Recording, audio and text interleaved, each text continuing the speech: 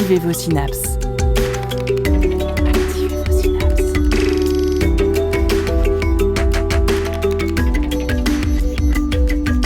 Poussez la porte du Labo des Savoirs et entrez dans un monde de science et d'expérience. C'est le Labo des Savoirs. Bienvenue dans cette émission du Labo des Savoirs, enregistrée depuis la Terre. Saviez-vous que notre magnifique planète bleue n'avait pas le monopole des vastes étendues d'eau ?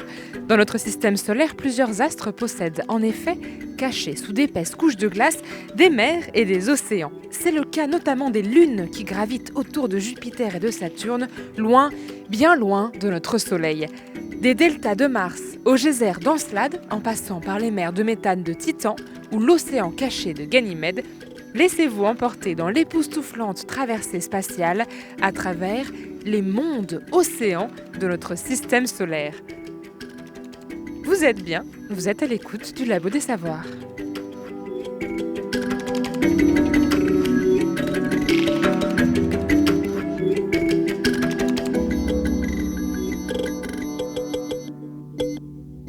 Avec nous aujourd'hui en plateau pour parler de ces océans cachés, nous recevons Christophe Sautin. Bonjour. Bonjour. Vous êtes géophysicien et professeur au laboratoire de planétologie et géosciences de Nantes, le LPG.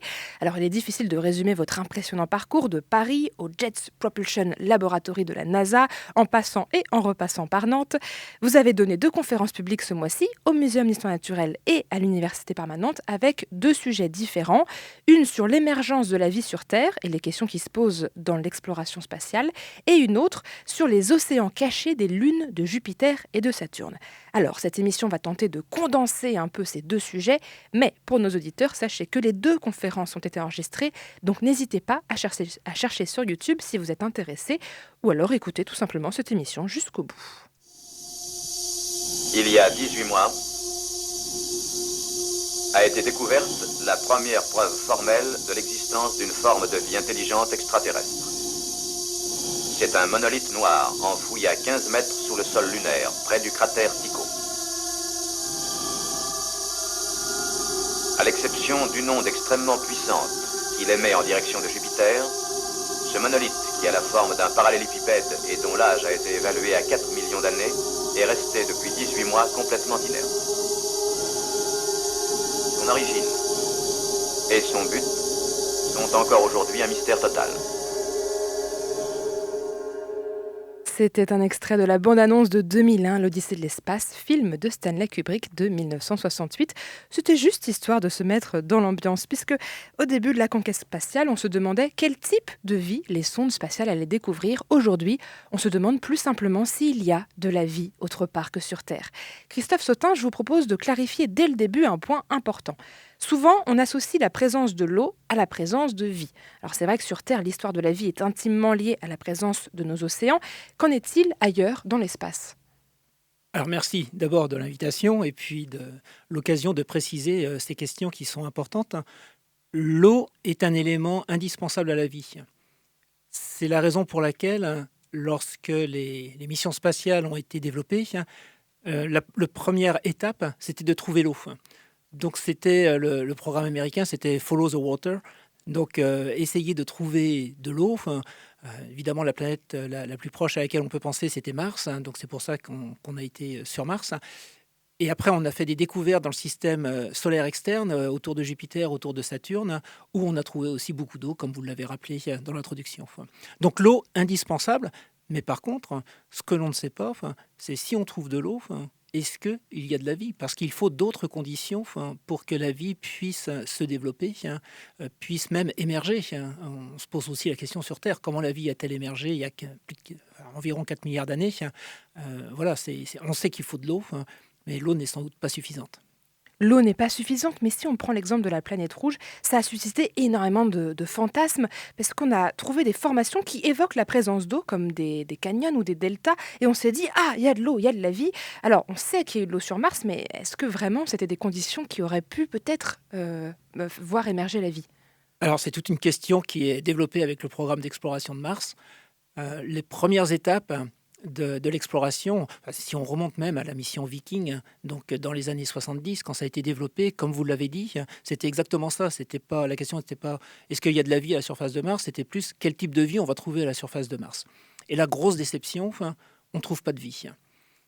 Donc on a regardé Mars avec un autre œil. On a vu, comme vous l'avez expliqué, ces formations géomorphologiques de delta, de lits de rivière qui nous disent que de l'eau a existé à la surface de Mars, a coulé à la surface de Mars.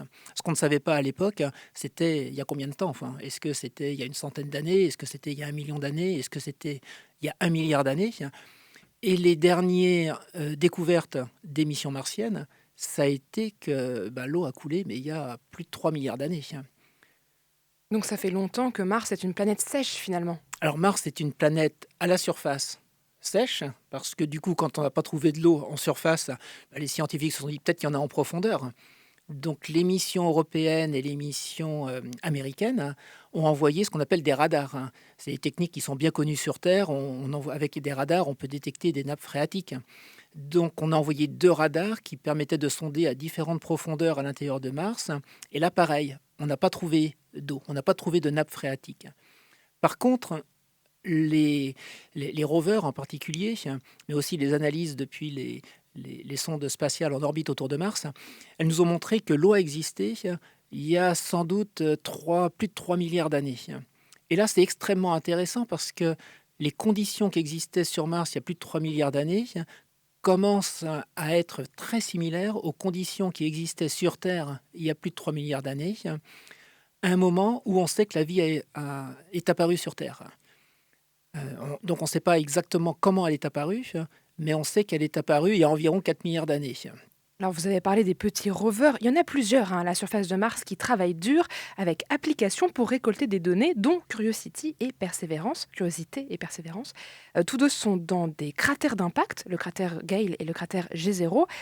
C'est des immenses cratères qui se sont formés à la surface de Mars après une collision avec un objet comme un astéroïde. Alors pourquoi on les envoie dans les cratères d'impact ? On pense que les cratères d'impact sont des zones privilégiées pour 2 raisons. La première, c'est qu'elles peuvent servir, ces cratères d'impact peuvent servir de réservoirs, de grandes piscines. C'est un mot qu'on entend parler en ce moment. Donc, des piscines de plusieurs dizaines de kilomètres de diamètre, donc des choses qui sont très très grandes, et que l'eau aurait pu y rester suffisamment longtemps pour que s'il y a de la matière organique, s'il y a des éléments, s'il y a les autres conditions qui sont nécessaires pour que la vie puisse émerger, eh bien que cette vie puisse émerger. Donc ça, c'est la première raison. La deuxième raison, c'est qu'on voit qu'au niveau de ces lacs, vous avez des rivières qui débouchent. Donc des rivières qui ont coulé à la surface de Mars. Et elles ont formé des deltas qui ont alimenté donc ces lacs qui se forment dans les cratères d'impact. Et du coup, elles ont transporté des sédiments. Et ces sédiments ont pu jouer un rôle de protecteur d'une matière organique ou qui résulterait de la vie, qui aurait été protégée en profondeur. Donc, du coup, on s'intéresse à ces roches qui sont situées dans les deltas. Des matières organiques, est-ce que ça veut dire qu'il y en a eu, qu'il y en a? Est-ce que c'est de la vie, les matières organiques, ou est-ce que c'est un peu différent? Excellente question, et merci de la poser, parce que la matière organique, ça ne veut pas dire que c'est de la vie. Souvent, on fait cette confusion entre molécules organiques et vie, ce qui est normal, parce que la vie, c'est des molécules organiques, mais on peut très bien avoir des molécules organiques pour lesquelles la vie n'est absolument pas impliquée. On en trouve dans les astéroïdes, on en trouve dans des météorites, dans les comètes.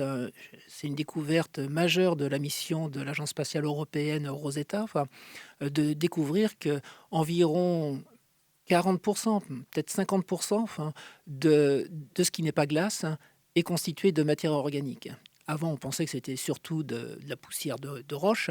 Eh bien non, en fait, il y a énormément de matière organique.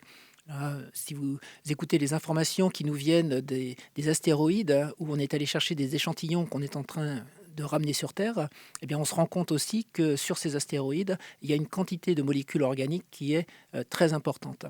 Donc manifestement, les molécules organiques ont été formées peut-être même au moment où le Soleil se formait, dans ce qu'on appelle la nébuleuse protoplanétaire. Donc il y avait des molécules organiques qui se sont formées, qui se sont accrétées quand on est suffisamment loin du Soleil, c'est-à-dire des températures suffisamment basses pour que ces molécules organiques puissent exister. Donc molécules organiques, c'est très différent de la vie. Alors d'ailleurs, les molécules organiques, on en parle depuis tout à l'heure, mais c'est quoi? C'est de l'hydrogène, de l'oxygène, c'est des briques chimiques de base? Alors, c'est des briques chimiques de base, exactement. Carbone, donc évidemment important. Hydrogène, c'est le deuxième élément aussi très important. Ensuite, vous avez de l'azote, de l'oxygène. Et puis, on trouve aussi du soufre dans ces molécules organiques. Alors après, pour la vie, souvent, on parle aussi de phosphore. Et puis après, d'autres éléments, des métaux, par exemple, qui sont indispensables. Donc, on va plus loin. Mais les molécules organiques vont être construites à partir du carbone qui est très abondant. Dans les étoiles, dans le Soleil en particulier, il y a énormément de carbone. L'hydrogène, c'est l'élément le plus important. Et puis, l'azote et l'oxygène sont aussi très abondants. Donc, ce n'est pas très étonnant qu'à partir d'éléments très abondants, on fabrique des molécules organiques en quantité considérable. Alors, si on revient sur Mars et ses cratères d'impact, on cherche donc à savoir si les sédiments ont caché, ont préservé des molécules organiques. Et donc, nos petits rovers, ils sont en train de prendre des échantillons pour voir si on peut en trouver. C'est ça ? Exactement.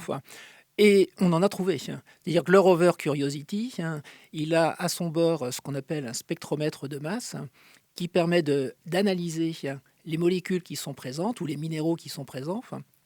Et du coup, ce rover a trouvé des molécules organiques. Alors, il n'en a pas trouvé des quantités énormes. On en reste encore à une molécule pour 1 million d'autres molécules, d'autres choses. Donc, ce n'est pas des quantités énormes comme les quantités qu'on a trouvées sur les astéroïdes ou sur la comète. Donc, c'est en petite quantité pour l'instant. Le rover Perseverance, lui, il n'a pas ce type d'instrument. Mais par contre, il a d'autres instruments qui permettent d'analyser et de voir s'il y a des molécules organiques. Mais l'intérêt de Perseverance, c'est que il va collecter ces échantillons et il y a un programme de retour d'échantillons de Mars. Et donc, certains de ces échantillons seront ramenés sur Terre pour pouvoir être étudiés dans des laboratoires où on a évidemment des techniques bien plus sophistiquées que ce qu'on peut envoyer dans l'espace. Donc si on résume, on sait qu'il y a eu de l'eau sur Mars, on sait qu'il y a des molécules organiques. Maintenant, il reste à récupérer ce que Perseverance a récolté pour nous pour en savoir plus. Exactement. Alors, Mars, on l'a dit, plein de choses à voir, peut-être de nouvelles informations qui vont nous parvenir dans les années à venir. Éloignons-nous un petit peu de notre voisine. On va continuer notre voyage dans notre système solaire. On s'éloigne un petit peu du Soleil, toujours. Et là, on va s'arrêter vers une autre planète, Saturne, planète géante et gazeuse, à 1,43 milliard de kilomètres du Soleil. Alors, Saturne, vous connaissez à quoi elle ressemble. Elle a des magnifiques anneaux. C'est la planète que dessinent les enfants souvent quand on leur demande de dessiner une planète. Et autour de ces anneaux orbitent plusieurs satellites, je crois qu'ils sont au nombre de 7, dont 2 qui nous intéressent particulièrement aujourd'hui. Encelade, petit rocher gelé, en tout cas en apparence, et Titan, une énorme boule orange. Alors avant de parler des mystères de ces lunes, parlons un peu de la mission spatiale Cassini-Huygens qui nous a permis d'en apprendre plus sur Saturne et sur ses satellites. La mission a été lancée en 1997, la sonde spatiale est arrivée 7 ans plus tard en orbite de Saturne en 2004. Et en 2017, le CNES, le Centre national français d'études spatiales, a fait une petite vidéo sur la participation de la France à la mission Cassini-Huygens. On écoute un extrait. Comme chaque jour depuis 13 ans, c'est ici, au CNES, au Centre spatial de Toulouse, qu'arrive une partie des données de Cassini, mission d'exploration de Saturne, celle fournie par les laboratoires travaillant sur les expériences concernant la magnétosphère. En 2000, en effet, l'Agence spatiale française a été chargée de développer un centre de traitement pour ces données. Le CNES était aussi chargé de produire des données d'orbitographie, c'est-à-dire de calculer chaque minute la position de la sonde et sa vitesse à partir d'autres données fournies par la NASA. Le CNES a aussi et surtout organisé la participation française à l'atterrisseur. Rappelez-vous, en 2005, Cassini larguait l'atterrisseur Huygens sur Titan, la plus grosse lune de Saturne. La participation de l'Europe, de l'Agence spatiale européenne, des pays qui constituent l'Agence spatiale européenne, la France et donc le CNES, a été de fournir cet atterrisseur Huygens pour la mission Cassini. Aujourd'hui, la mission s'achève, mais pas celle du CNES, chargée de la pérennisation des données acquises et produites au CNES et de celles générées dans les laboratoires. Des données à archiver, classées, documentées pour les rendre accessibles aux communautés scientifiques. Moi-même, j'avais travaillé sur un seul survol de Titan par les missions Voyager, 10 ans après la rencontre. Là, on a 130 survols de Titan par Cassini. je pense franchement qu'il y a de quoi faire travailler 3 générations d'astronomes dans le futur. Du travail pour 3 générations de scientifiques, rien que ça pour les données de Titan, tout un programme. En tout cas, la mission Cassini revient avec du lourd, puisque c'est grâce à elle que nous découvrons les lacs de méthane de Titan ou les geysers d'Encelade. Alors, n'allons pas trop vite, je sais qu'on a envie de savoir. Déjà, Encelade, de l'extérieur, ça ressemble à quoi ? Une petite boule gelée, c'est ça ? Une petite boule. Vous avez donné, je crois, le diamètre, ou peut-être pas, je le rappelle, c'est environ 500 km de diamètre. Donc c'est la distance entre Nantes et le nord de Paris, je crois, si je ne me trompe pas. Donc c'est une petite boule à l'échelle de la Terre. C'est beaucoup, beaucoup plus petit que la Terre. Et donc on s'attendait avant la mission Cassini à une petite boule de glace très lisse, comme je sais pas moi, la surface d'une patinoire, avec des cratères d'impact quand même, parce qu'il y a toujours des impacts qui rentrent en collision. Et puis on pensait que c'était totalement gelé. Et en fait, on découvre que c'est gelé certes, mais sous la surface, il se passe des choses. Et oui, alors même pas sous la surface. Encelade, on y arrive avec Cassini. Et puis, on ne prend pas d'image, mais on a le magnétomètre qui fonctionne.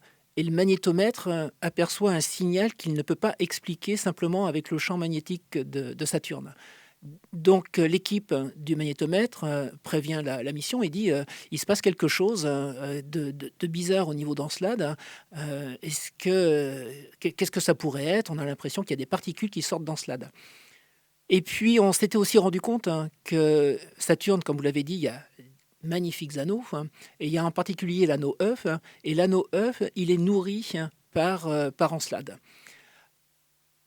Par les particules qui sortent d'Encelade, Voilà, ça alors nourrit des particules, voilà. l'anneau. Alors au D'accord. départ, on pensait qu'un cratère d'impact, du coup, il y a des particules qui sont émises, et puis, pof, elles sont en orbite autour de Saturne. Donc on avait quelque chose de simple. Mais comme il y avait quand même ce champ magnétique qui était dévié, on a pointé les caméras. Et alors là, on trouve des geysers qui sortent d'Encelade. Et là, c'est la grosse surprise. On n'y croit tellement pas. On se demande comment est-ce qu'on peut avoir des geysers, parce que qui dit geyser dit que vous avez une petite source d'eau qui permet d'envoyer donc l'eau dans l'espace. Et puis, comme l'espace est très très froid, il fait moins 150 degrés, donc tout de suite cette eau se condense. Donc on se dit, bon, comment est-ce que ces geysers fonctionnent ? Donc on pointe les caméras sur la surface, et là on découvre des failles.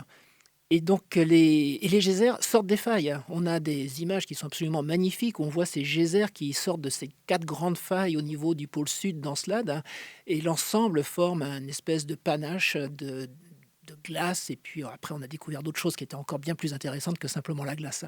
Alors, ça veut dire qu'il y a de l'eau qui sort du pôle sud d'Encelade, donc sous la glace, il y a quoi ? Une mer, un océan ? Alors au départ, on pensait que c'était une petite poche d'eau. On ne savait pas trop bien l'expliquer. Et puis là, des géologues, des planétologues ont regardé la surface d'Encelade, ont regardé comment Encelade bougeait. On a avec une extrême précision la localisation de la surface par rapport à Saturne. C'était l'extrait que vous avez donné du CNES expliquait ça. Et on se rend compte qu'en fait, on a un mouvement qui n'est pas tout à fait synchrone avec Saturne, ce qu'on appelle une libration. Et pour qu'il y ait une libration, eh bien, il faut que la surface soit détachée de l'intérieur. Et alors là, tout de suite, on se dit, ça doit être un océan global. Et donc, c'est comme ça qu'on a déterminé que finalement, sous quelques kilomètres au pôle sud, parce qu'on pense que l'eau est à 6 km de profondeur au niveau du pôle sud, et puis au niveau de l'équateur, c'est plutôt une vingtaine de kilomètres, on va dire, peut-être même plus, eh bien, on a un océan global qui va faire une centaine de kilomètres d'épaisseur. C'est extraordinaire. Donc un océan qui recouvre tout le satellite d'Encelade, qui est lui-même donc gelé à sa surface. Mais au sud, il y a des geysers. Donc pour qu'il y ait des geysers, il faut que ce soit un peu chaud, il faut qu'il y ait de l'énergie, pour que ça fasse sortir. Ah oui, alors ça, c'était la grosse énigme. On se disait, mais comment un tout petit satellite comme ça peut avoir suffisamment d'énergie pour maintenir de l'eau ? Je vous rappelle, moins 150 degrés. C'est comme si vous mettez l'eau dans votre congélateur, c'est peut-être à moins 30 degrés, tout de suite ça congèle. Là, on pensait que toute l'eau, évidemment, serait congelée. Et puis c'est là qu'en rentrent d'autres forces qu'on appelle les forces de marée. Encelade a ce qu'on appelle une petite excentricité, donc sa distance à Saturne varie lors de son orbite autour de Saturne. Et en fait, ces forces de marée peuvent être suffisamment importantes pour dissiper de la chaleur, parce que la forme d'Encelade change autour de sa rotation autour de Saturne, et à force de changer, c'est comme malaxer de la pâte à modeler, ça se réchauffe, il y a de la dissipation, et voilà, il y a de la chaleur. Alors là, les équipes se sont penchées sur des explications beaucoup plus physiques que ce que je peux vous dire là, avec des équations qui sont relativement complexes. Et on a cherché à comprendre quelle quantité d'énergie, et est-ce qu'il y avait suffisamment d'énergie pour permettre de maintenir cette eau liquide, de ne pas la congeler. Et donc, on a trouvé des modèles, en particulier l'équipe de Nantes, sous la direction de Gaël Chaublet, avec Gabriel Toby, donc 2 scientifiques du LPG, du laboratoire de planétologie et géodynamique, ont démontré qu'il pouvait y avoir suffisamment d'énergie pour expliquer la présence de cet océan. Et cette énergie, elle est dans la roche. Alors là, ça ouvre tout de suite une autre question. Si on a de l'énergie dans la roche, on a de l'eau, contact eau-roche, on pense à ce qui se passe au fond des océans terrestres, où vous avez des sources hydrothermales, donc de l'eau très chaude qui sortent dans un océan qui est froid. Et sur ces sources hydrothermales, quand les géologues ont plongé dans les années 70 au fond des océans terrestres, ils y allaient pour trouver des cailloux. Alors, ils ont bien trouvé leurs cailloux, mais ils ont aussi trouvé des moules, des crustacés, des crabes, des crevettes, donc de la vie qui s'était adaptée au milieu. C'était pas une émergence de la vie, c'était la vie de surface que l'on connaît bien qui s'était adaptée à ces profondeurs. Donc au niveau des sources hydrothermales qu'il y a, nous, sur Terre, sur ces espèces de dorsales au niveau des plaques tectoniques, au fond de nos océans, on a donc des sources hydrothermales avec de la vie. Et là, sur Encelade, vous me dites qu'il y a des sources hydrothermales. On a envie de demander, est-ce que ça veut dire qu'il y a de la vie? Et quand on a vu ces espèces de geysers et de particules qui sortent dans l'espace, on a analysé, vous avez dit, il y avait de la glace, enfin il y avait de l'eau, mais il y avait peut-être autre chose aussi. Alors il y a d'autres choses. On a trouvé qu'il y avait des sels en particulier, donc on sait que l'eau est salée. Vous allez me dire, c'est pas une grande découverte. Et puis, comme c'était expliqué dans le reportage du CNES, les gens continuent d'étudier les données qui ont été acquises par Cassini. Et sur Cassini, vous aviez 2 instruments qui pouvaient déterminer les molécules qui étaient présentes dans la glace. Alors tout de suite, aussi au niveau de la NASA, on a dit, allez, il faut aller plonger dans les geysers. Donc il faut rentrer dedans, il faut qu'on ait ces particules qu'on puisse analyser. Donc les navigateurs, on les appelle les navigateurs, ils ont travaillé avec l'interaction gravitationnelle de Titan, de façon à pouvoir déplacer la sonde et qu'elle aille au bon endroit. Donc ça a été fait. Et on a trouvé des molécules organiques aussi dans ces grains de glace. Alors pas dans tous les grains de glace. Alors donc il y a des études qui continuent d'être faites. On fait aussi ce qu'on appelle de la calibration en laboratoire pour être sûr qu'on raconte pas d'histoire sur ce qu'on trouve. Mais donc maintenant on est en train de trouver des molécules organiques assez complexes qui sont présentes. Donc si je résume, on a un petit satellite avec un océan global salé, des sources hydrothermales au pôle sud, donc de la chaleur, et des molécules organiques. On a envie d'y croire, on se dit peut-être qu'il y a de la vie là-dessus. Oui, alors peut-être, bien sûr, mais on ne veut pas aller trop vite. On veut pas dire qu'il y a de la vie. Il y a un article qui est sorti il y a un peu plus d'1 an, où on a essayé d'expliquer ce qui sortait d'Encelade, parce qu'en plus des molécules organiques, il y a aussi de l'hydrogène, il y a du méthane, il y a d'autres molécules qui sortent, et on essaye de comprendre comment ces molécules sont formées. Et donc, on essaye de développer des modèles qui soient, d'un côté, des modèles biologiques qui permettent d'expliquer ces molécules, et d'un autre côté, des modèles pour lesquels il n'y a pas besoin de la vie pour expliquer ces molécules organiques. Et pour l'instant, on se rend compte qu'on n'a pas de très bons modèles pour la formation de molécules organiques sans la contribution de la vie. Donc il faut qu'on intensifie le travail de ce côté-là, parce que sur Terre, on est pollué par la vie. Donc c'est sûr que sur Terre, par exemple, quand on trouve du méthane sur Terre, c'est principalement la vie. On parlera de Titan tout à l'heure, il y a plein de méthane sur Titan, on ne pense pas que c'est la vie qui a produit ce méthane. Donc voilà, sur Encelade, on en est là, on en est à essayer de comprendre comment ces molécules organiques ont pu être produites, simplement par l'interaction entre l'eau, les roches et ces molécules organiques qui se sont formées dans cette nébuleuse protosolaire dont je vous parlais au départ. Donc on reste prudent avant de prioriser le scénario vie, on priorise un autre scénario, on essaie d'en trouver un autre qui pourrait expliquer tout cela. Tout à fait. On écoute tout de suite Amour à la Café Club, le titre OD, et on revient juste après pour parler encore un peu plus de cette exploration des mondes océans.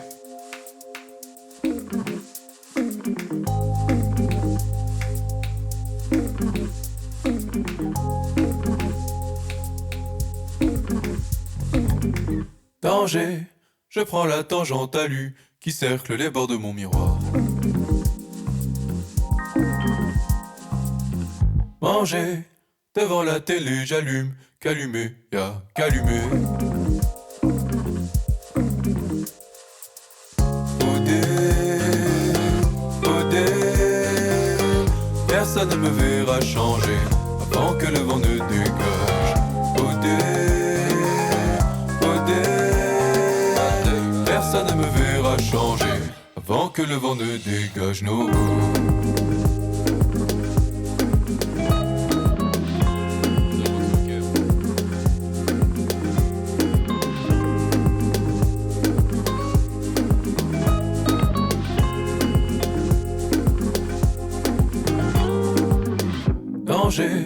Je prends le temps, j'entre halluciné seul sur les bords de ma mémoire.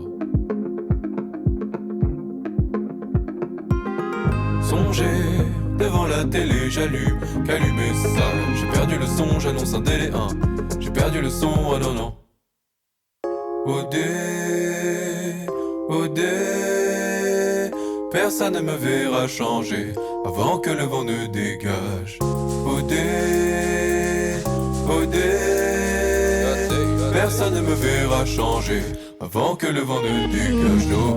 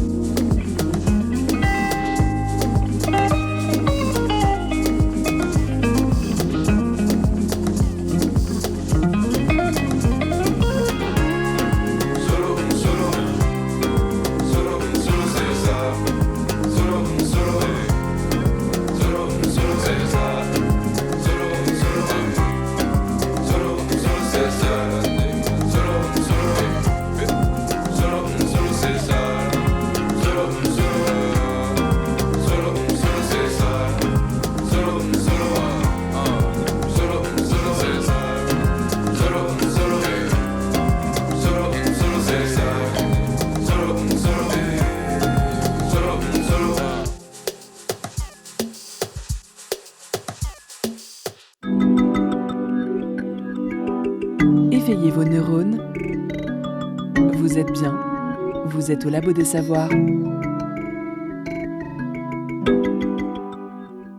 C'était OD de Amarula Café Club. Vous êtes toujours à l'écoute du Labo des Savoirs et nous sommes avec Christophe Sautin, géophysicien au laboratoire de planétologie et géosciences de Nantes, le LPG. Et nous explorons ensemble les mondes océans de notre système solaire. Juste avant la pause, nous étions autour de Saturne à décortiquer les différentes couches d'Encelade, petite lune gelée pas très loin des anneaux. Alors si l'on prend un petit peu de recul, qu'on s'éloigne de Saturne, mais on reste dans son orbite, on tombe sur une lune bien plus imposante qui porte bien son nom, Titan. Titan, énorme satellite qui ressemble à une boule de gaz orange. Et justement, on l'a entendu tout à l'heure dans un extrait, elle a été beaucoup observée, cette lune. Et je crois, Christophe Sautin, que vous avez pu avoir le loisir d'en voir beaucoup des paysages de Titan.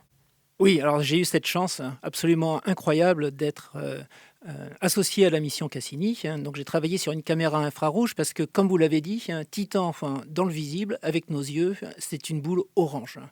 Et cette boule orange, on sait pourquoi elle est orange, et malheureusement on le sait aussi sur Terre, c'est parce qu'il y a une production de particules, d'aérosols dans l'atmosphère de Titan, qui produit aussi au-dessus de nos villes ces particules oranges que l'on peut voir lorsqu'on atterrit en avion. Enfin, bon, bref, je ne vais pas détailler là-dessus. Mais donc, Titan, c'était cette boule orange, et on ne savait pas ce qu'il y avait sous cette boule orange. Mais on s'est rendu compte que dans l'infrarouge, on pouvait percer cette atmosphère et avoir des images de la surface. Et donc, du coup, j'étais associé à cette caméra infrarouge sur Cassini. Et tous les mois, alors j'étais responsable ce qu'on appelle l'implémentation, donc de l'acquisition des données de cette caméra pour Titan. Et donc, on avait à peu près un survol par mois. On a eu environ 130 survols de Titan. Et donc, tous les mois, bien, j'avais des images de la surface d'un monde qu'on ne connaissait pas. Et ça, c'était extraordinaire. À chaque fois qu'on récupérait les images, on ne savait pas trop ce qu'on allait observer. Alors, la première fois, c'était magique, hein. Mais à chaque fois, on a découvert des paysages, pas avec une très très bonne résolution, hein. On n'était pas avec 1 mètre de résolution, on était plutôt avec le kilomètre de résolution. Donc c'était des images qui étaient, on va dire peut-être un petit peu floues, mais on arrivait à très bien dessiner par exemple les mers ou des cratères d'impact ou des structures, des montagnes à la surface de Titan, des nuages. On a aussi caractérisé les nuages avec cette caméra. Donc on découvrait Titan tous les mois. Et donc avec l'équipe, au départ ça a été à Nantes, ensuite ça a été au Jet Propulsion Laboratory à la NASA du côté de Los Angeles. Eh bien on découvrait donc ces paysages. À chaque fois on était excités de savoir ce qu'on allait découvrir. Et à chaque fois, on n'a jamais été déçus. C'était magique.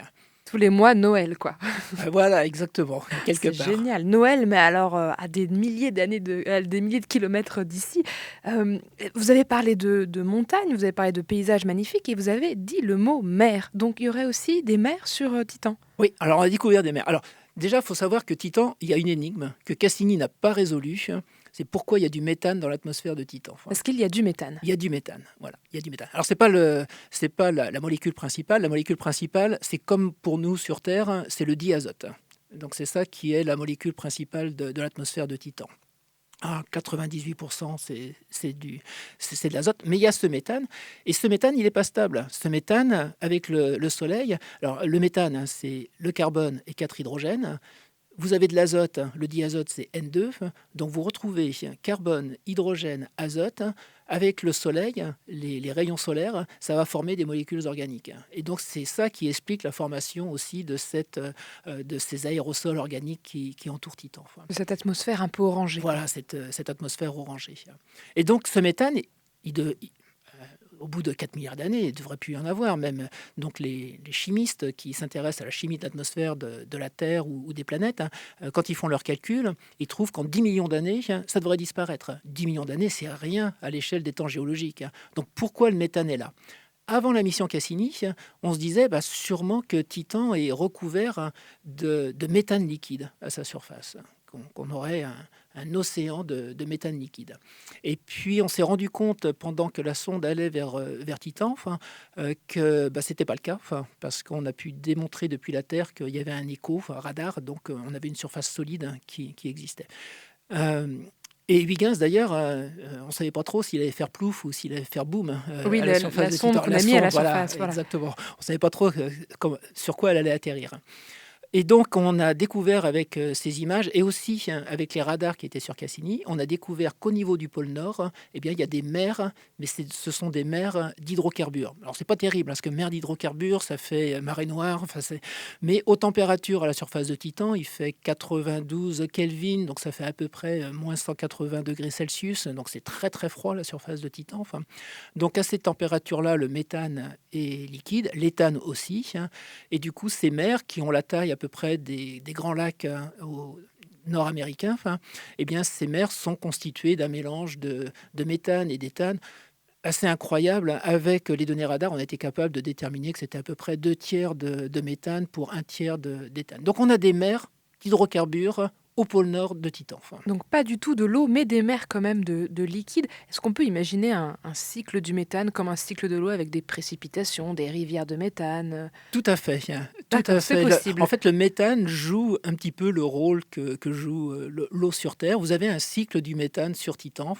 Vous avez évaporation du méthane dans ces mers. Vous avez donc le méthane dans l'atmosphère, des précipitations avec des nuages qu'on a pu détecter. Mais il y a très peu de nuages. Il faut bien voir qu'on a très très peu de nuages par rapport à ce qu'on a sur Terre. On en a de temps en temps. Et puis, on a aussi un climat de Titan qu'on a étudié pendant les années où Cassini a été en orbite autour de Saturne. Vous avez rappelé qu'on y était pendant 13 ans, entre 2004 et 2017. Donc, on a pu étudier une partie des saisons, parce que une année de Saturne, c'est environ 30 ans. Donc, on est resté 13 ans. On a fait plutôt une saison, vous voyez. On a vu à quoi ressemblait peut-être le printemps de Titan. Le printemps et le début de l'été. Et le début de l'été. Mais alors, du coup, est-ce que ça veut dire qu'il n'y aurait que du méthane liquide et qu'il n'y a pas du tout d'eau sur Titan ? Eh bien non. Il y a de l'eau ? Il y a de l'eau. Il y a de l'eau aussi. Mais il y a de l'eau en profondeur. Ah, on est sur un lac, on est sur un océan, on est sur... Alors, en surface, comme pour Encelade, vous avez de la glace. Cette glace, par endroits, elle est creusée, il y a des dépressions, il y a des hydrocarbures donc au niveau du pôle Nord, donc on a des mers. Et puis, sous cette glace, on a pu déterminer qu'il y avait un océan. Alors, les techniques sont un petit peu différentes, c'est de la géophysique, c'est un petit peu comme pour Encelade, c'est les paramètres orbitaux de Titan qui nous permettent de dire cela, paramètres qu'on appelle le champ de gravité de Titan aussi. Donc voilà, faites-moi confiance, il y a un océan sous Titan qui nous permet d'expliquer ces données qui ont été acquises par Cassini. Donc c'est ça qui est important. Par contre, on ne sait pas à quelle profondeur il est. On ne sait pas si c'est à 50 km de profondeur, si c'est même voire à 150 km de profondeur. Titan, c'est très gros. Titan, le rayon, c'est 2575 km. Donc c'est plus gros que Mercure. Il faut imaginer Titan comme étant Mercure avec une atmosphère. D'ailleurs, j'ai oublié de le dire, Titan, c'est le seul satellite avec une atmosphère. Oui, ça ressemble vraiment à une planète, ce qu'on décrit. Oui, c'est juste une très petite planète par rapport. C'est plus gros que Mercure. Donc, pas si petite que ça, oui, finalement. Beaucoup plus gros que la Lune, du coup. Oui, donc énorme. Vraiment, c'est quelque chose de très, très gros, Titan. Et cet océan, est-ce qu'on sait s'il est global, s'il recouvre, alors du coup, sous on ne sait pas combien de kilomètres, est-ce qu'il recouvre tout Titan ? Est-ce qu'il est qu'une partie ? Non, il est global. Il est global aussi, comme pour Encelade, du fait de l'obliquité et de ces paramètres, ces constantes de gravité qu'on a pu déterminer, on sait que l'océan il est global. Pareil, comme pour Encelade, il faut pouvoir découpler donc la coquille externe de l'interne. Donc on est obligé d'avoir un océan. Oui, on doit avoir un océan pour expliquer les mesures que nous, on reçoit avec les sondes. Mais alors, du coup, cet océan, est-ce que c'est de l'eau ? Est-ce que c'est de l'eau salée ? Est-ce qu'il y a une activité ? On sait des choses ou très beaucoup peu ? Moins. Encelade, ce qui est formidable avec Encelade, c'est qu'il y a l'océan qui vient à vous. Donc, vous n'avez pas besoin de creuser pour aller voir de quoi est fait l'océan. Là, sur Titan, ce n'est pas le cas. Donc, pour l'instant, c'est beaucoup de modélisation, mais il y a... on a des données, on pense que cet océan est aussi salé, on pense aussi qu'il y a des molécules organiques dans cet océan, parce que non seulement il y a des organiques qui peuvent venir de l'intérieur, mais on a aussi toutes ces molécules organiques qui sont produites dans l'atmosphère de Titan, qui peuvent être enfouies. Quand vous avez par exemple un impact à la surface de Titan, ça va enfouir ces molécules organiques. Donc on a encore beaucoup de questions au niveau de Titan sur la composition de cet océan, sur la quantité de chaleur qui pourrait exister dans le noyau rocheux. On sait aussi que Titan a un noyau rocheux qui fait sans doute à peu près 2000 km de rayon, donc encore plus gros que la Lune. Vous voyez, un noyau rocheux. Donc imaginez la Lune. Donc vous avez bien la Lune sans les cratères d'impact. Au-dessus de la Lune, vous avez cet océan qui peut faire 500 km de rayon, 500 km d'épaisseur d'océan. Je sais pas si c'est énorme, oui. C'est énorme. Et puis, au-dessus, vous avez cette couche de glace qui peut faire entre 150 et peut-être 10 km d'épaisseur, on ne sait pas trop. Et puis, au-dessus, vous avez encore l'atmosphère. L'atmosphère orangée qui vient terminer un petit peu cette découpe qu'on vient de faire. Alors, donc Titan, encore plein de mystères. Et ce n'est pas le seul satellite rempli de mystères. Pour introduire le prochain système planétaire où nous allons faire escale, je vous laisse écouter un extrait de Space, qui est une émission d'actualité de l'Agence spatiale européenne, qui a été diffusée sur Euronews. Et elle a été mise en ligne sur YouTube en 2015. Bienvenue dans ce nouvel épisode de Space. Essayez d'imaginer un système solaire miniature, des lunes avec plus d'eau sous la surface que la Terre. C'est le système de Jupiter que va étudier JUICE, la future mission de l'Agence spatiale européenne. La mission JUICE commencera en 2022. Mais pourquoi est-ce si important d'explorer Jupiter et ses lunes ? Pour comprendre, nous nous sommes rendus à l'Observatoire de Paris. Dans la mythologie, Jupiter était considéré comme le dieu du ciel, et c'est un peu le cas dans la réalité. Le plus grand corps céleste dans le système solaire a tout pour être le roi de notre système planétaire. La mission de l'Agence spatiale européenne, JUICE, fournira l'étude la plus complète de cette planète géante, et en particulier de ses lunes, censées cacher des zones habitables sous leur croûte glaciaire. Jupiter est plus de 11 fois plus grosse que la Terre, mais elle est essentiellement composée de gaz. Ce qui est particulièrement intriguant pour les astronomes, c'est la spécificité du système satellitaire de Jupiter et les vastes océans d'eau liquide qui se trouveraient sous la surface de ces lunes. Si on trouve des océans dans les lunes de Jupiter, on va pouvoir peut-être étudier est-ce qu'il y a eu des environnements habitables, c'est-à-dire qui auraient pu abriter la vie. Après Saturne, la planète géante la plus éloignée de notre Soleil, nous revenons un petit peu sur nos pas pour faire face à Jupiter. Ce que nous savons de Jupiter, de cette planète, nous vient en partie de la mission Galileo, lancée en octobre 1989, en orbite autour de Jupiter en 1995, qui a pris fin en 2003. Il reste encore donc beaucoup à apprendre et c'est pourquoi il y a 2 missions qui sont en cours de lancement bientôt pour explorer plus en détail le système de Jupiter. Donc une mission américaine de la NASA qui s'appelle Europa Clipper qui devrait être lancée en octobre 2024 et une mission européenne de l'ESA, on vient juste de l'entendre dans cet extrait, qui s'appelle JUICE pour Jupiter Icy Moon Explorer, donc exploration des lunes gelées de Jupiter. Elle est prévue pour août 2023 et ces 2 missions devraient arriver dans l'orbite de Jupiter autour de 2030 environ. Donc les réponses ne sont pas pour tout de suite, mais les questions n'en restent pas moins passionnantes. On va passer en revue un peu ensemble, Christophe Sautin, avec vous, quelques-unes des connaissances, des interrogations qui entourent ces fameuses lunes gelées de Jupiter. Alors avant, on va les nommer. Il y a donc Io, Europe, Ganymède et Callisto. Commençons déjà par Europe. Europe, les images qu'on a nous montrent une surface gelée, là encore, avec des sortes de taillades, de failles orangées. Donc sur sa surface, il fait aussi très froid, à peu près moins 160 degrés, d'après mes informations. Et en 2012, le télescope spatial Hubble a détecté des jets de vapeur d'eau. Alors, qu'en est-il de ces jets ? Alors, qu'en est-il ? Excellente question. Alors, quand on a vu les jets de vapeur d'eau, 2012, dans la chronologie, c'est après la découverte des geysers d'Encelade.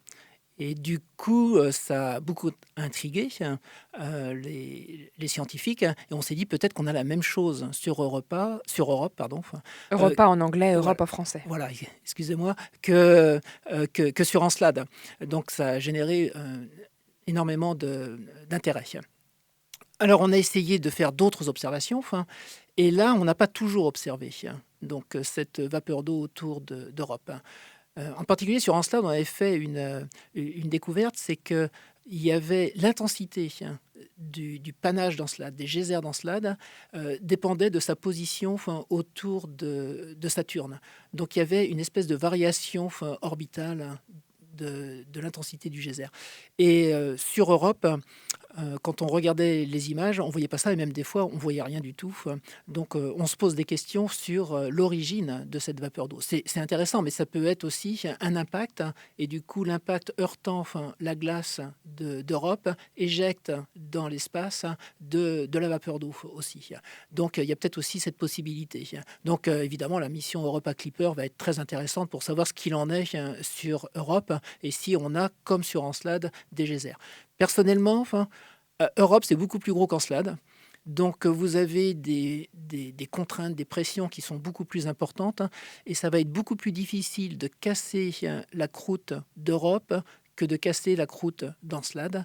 Et donc, ça va être aussi beaucoup plus difficile de ramener de l'eau qui est en profondeur vers la surface d'Europe. Parce que je vous rappelle que l'eau est plus dense que la glace et que c'est donc difficile de la faire sortir de la glace. Puisque donc Europe, il y a cette couche de glace et en dessous, il y a de l'eau. Ça, on le sait, on en est sûr. Donc ça nous fait une couche de glace, de l'eau et en dessous, il y a encore de la glace, c'est ça ? Et non, en dessous, il y a de la roche. En dessous, il y a de la roche. Donc on a encore à nouveau cette interface entre un océan et de la roche, comme on avait au fond des océans terrestres.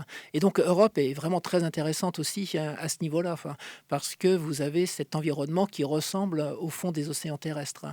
Alors après, il y a l'énergie. Vous allez me dire, sans doute la prochaine question. Alors l'énergie, elle existe. Si vous allez vers Jupiter, entre Europe et Jupiter, vous avez Io.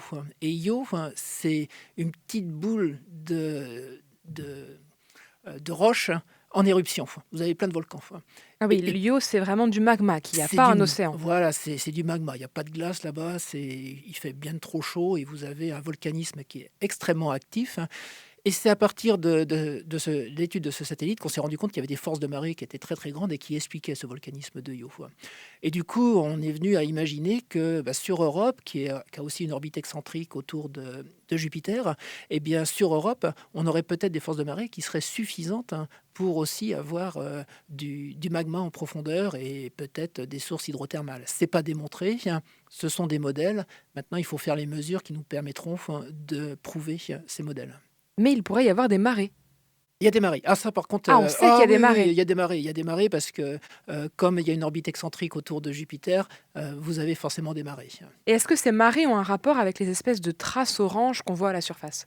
Alors, les traces oranges sont sans doute dues à des fractures. Alors ça, c'est des observations qui ont été faites par la mission Galileo. Donc, c'était les années 90. Et c'est des fausses couleurs qu'on a mis. Quand vous voyez donc des traces oranges, c'est parce qu'on a trouvé un composant qui était différent de la glace. Donc, on l'a coloré de façon différente, comme on fait des cartes géologiques. Donc, du coup, ils sont associés quand même à ces fractures.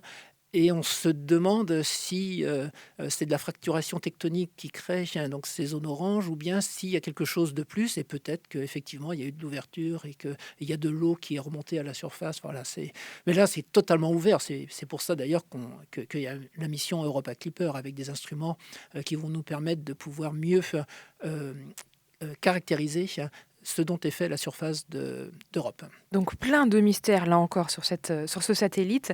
Heureusement que les missions vont bientôt partir pour nous apporter des réponses. Il faut juste qu'on reste attentif jusque-là. D'ici quelques dizaines d'années quand même pour avoir les réponses à tout ça. Une dizaine d'années. Je pense que les scientifiques vont travailler rapidement. Dès que c'est en orbite autour d'Europe, on aura des réponses. On aura des réponses et donc bien sûr plein d'autres questions qui viendront avec. On écoute tout de suite Daniel Ponder et Karate Boogaloo, le titre Little Bit. Et on revient dans pas très longtemps. He just wants to love her, but his love is no match for her pride.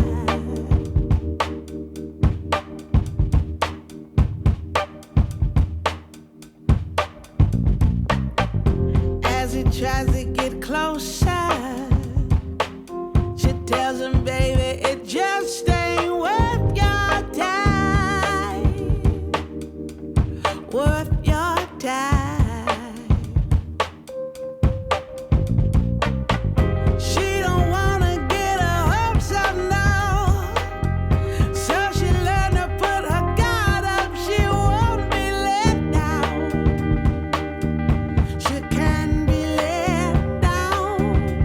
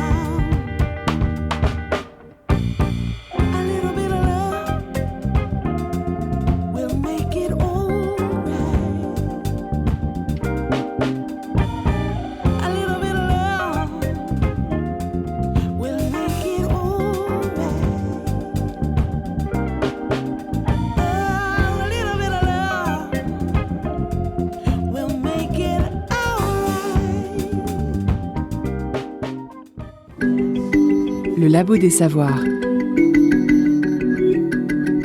Émission activatrice de synapses. C'était Little Bit de Daniel Ponder et Karaté Bogalou. Vous êtes toujours à l'écoute du Labo des Savoirs et nous sommes avec Christophe Sautin, géophysicien au laboratoire de planétologie et géosciences de Nantes. Et nous explorons ensemble les océans cachés de notre système solaire. Juste avant cette pause musicale, on évoquait le cas d'Europe, petite lune de Jupiter. Voyons maintenant celui de Ganymède, la plus grosse lune du système solaire. Alors, c'est assez particulier parce que Ganymède, on sait qu'il y a eu de la tectonique des plaques, comme sur Terre, et il y a plein de couches géologiques différentes. Alors à quoi ça ressemble si on décompose de la surface à son noyau, Ganymède ? Oui, alors je vais corriger tout de suite sur la tectonique des plaques. Je vais vous dire, en fait, quand on a découvert avec Voyager la surface de Ganymède, on a vu des zones claires et des zones sombres. Et c'était la période où se développait la tectonique des plaques sur Terre, la théorie de la tectonique des plaques sur Terre. Et du coup, les géologues qui ont vu la surface de Ganymède, on dit « Oh, c'est comme la Terre, il y a sûrement des plaques tectoniques. » Bon, depuis, on a étudié Ganymède grâce à Galiléo en particulier. Et donc, non, il n'y a pas de tectonique donc c'est des faux. plaques. Donc j'ai dit, donc ça, ne le notez pas.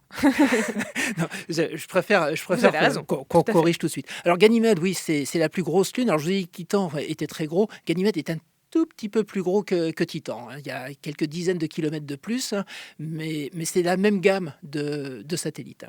Donc Ganymède est effectivement la plus grosse lune du système solaire.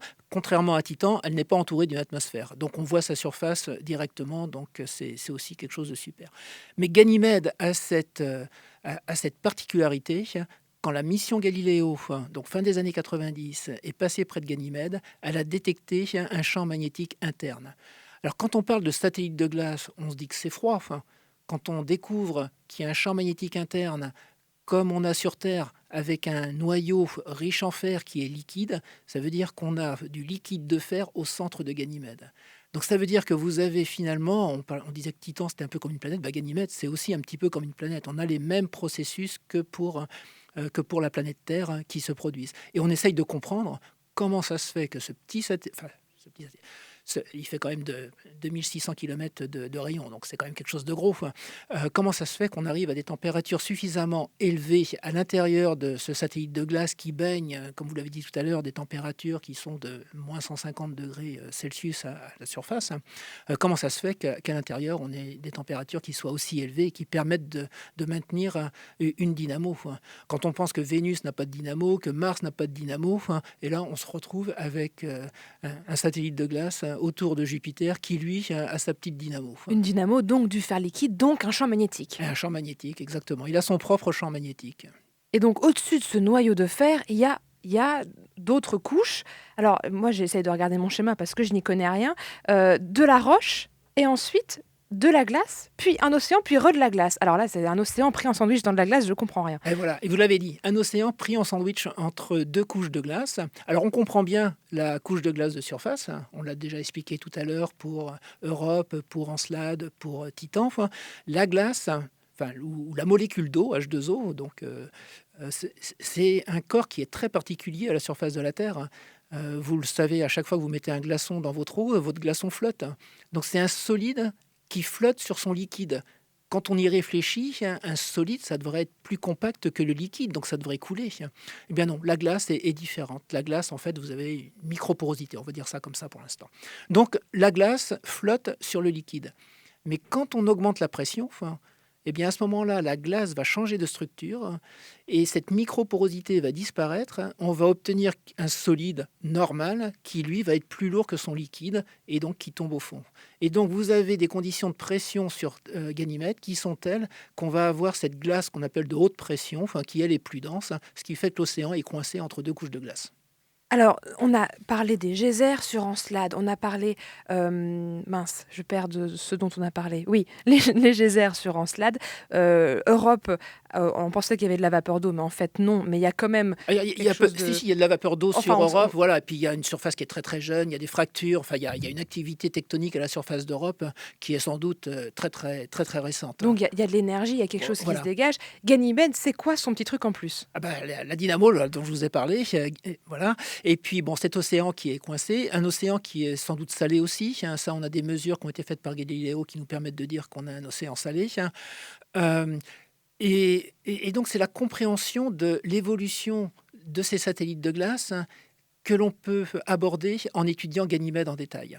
On a encore de nombreuses interrogations sur comment la température évolue avec la profondeur, comment s'est faite la différenciation entre la roche et l'eau, quel est le type de roche que l'on a autour de ce noyau de fer liquide. Est-ce que ce sont des roches comme on a dans ce qu'on appelle le manteau terrestre.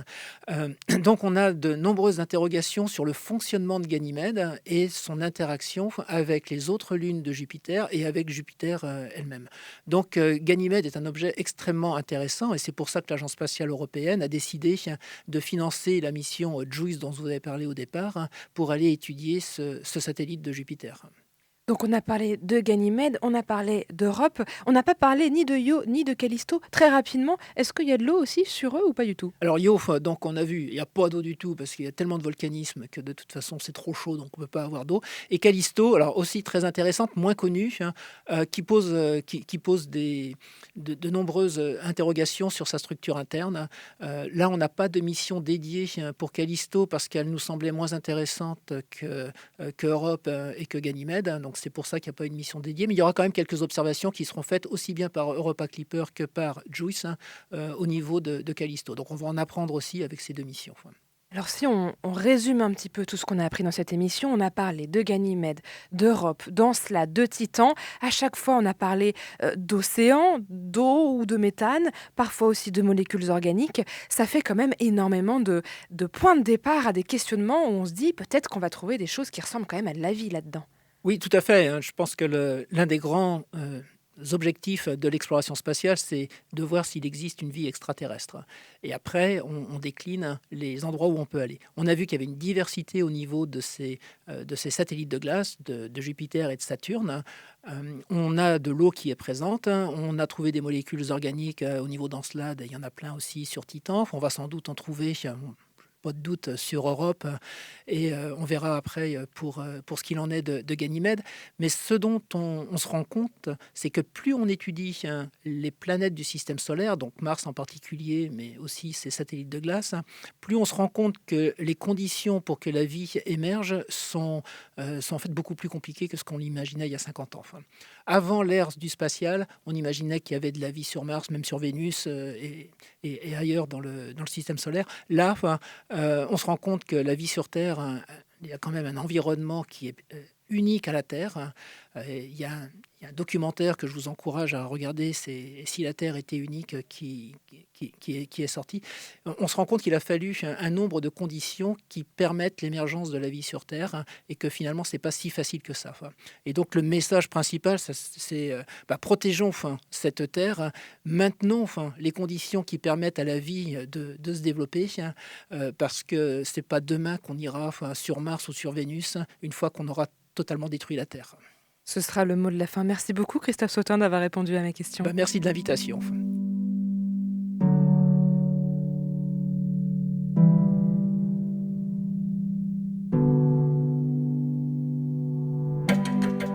Merci à Christophe Sautin qui est avec nous, géophysicien au LPG de Nantes, d'avoir répondu donc à nos questions. Merci également au Muséum d'Histoire Naturelle de Nantes qui donne une fois par mois des conférences gratuites dans le cadre du cycle Sciences étonnantes. Si cette émission vous a plu, n'hésitez pas à aller écouter en replay La vie où on ne l'attend pas, une émission du Labo des Savoirs diffusée en octobre 2020 sur les conditions de la vie extraterrestre. Vous pouvez retrouver toutes nos émissions et nos podcasts sur le labodessavoirs.fr ou sur votre application de podcast préférée. Suivez nos réseaux sociaux pour toutes nos actualités et on se dit à la semaine prochaine pour une nouvelle émission.